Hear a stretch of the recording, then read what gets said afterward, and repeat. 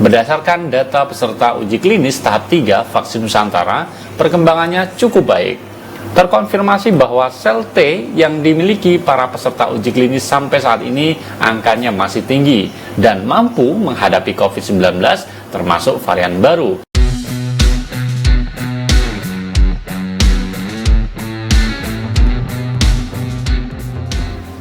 Assalamualaikum warahmatullahi wabarakatuh, sahabat MOC, ketemu dan berjumpa lagi.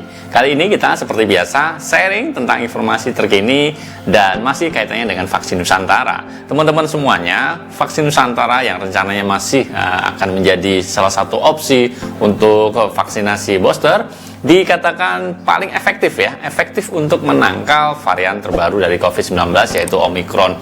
Hal ini disampaikan oleh salah satu anggota DPR, tepatnya Wakil Ketua Komisi 9 DPR RI, Melky Lakalena. Nah, Pak Melky mengatakan bahwa vaksin Nusantara ini dikatakan efektif untuk melawan varian Omicron dengan data dari hasil uji klinis yang sudah dilaksanakan. Sekarang ini masih dalam tahap uji klinis tahap ketiga mungkin akan berakhir dan bisa segera dipastikan kemungkinan seperti yang disampaikan oleh pemerintah untuk dijadikan opsi sebagai vaksin booster. Nah, bagaimana informasi selengkapnya? Ayo bareng-bareng kita simak dalam tayangan yang berikut ini.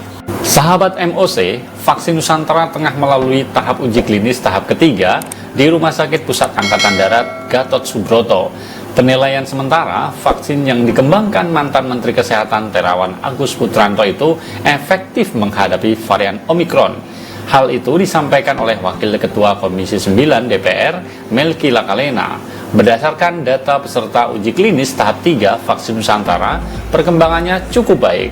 Terkonfirmasi bahwa sel T yang dimiliki para peserta uji klinis sampai saat ini angkanya masih tinggi dan mampu menghadapi COVID-19 termasuk varian baru, kata Melky 25 Desember kemarin. Sel T merupakan kelompok sel darah putih yang membentuk kekebalan seluler. Sel ini dikombinasikan dengan sel B yang berfungsi untuk membentuk antibodi manusia.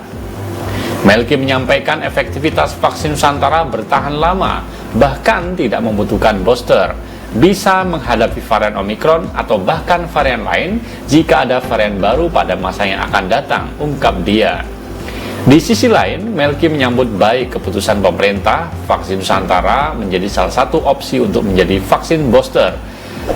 Vaksin Nusantara merupakan salah satu jenis vaksin yang akan digunakan untuk booster pada tahun 2022 mendatang. Kebijakan pemerintah itu tepat sekali dengan kemampuan vaksin dalam negeri. Ada dua jenis vaksin COVID-19 yang rencananya akan menjadi opsi untuk vaksin booster.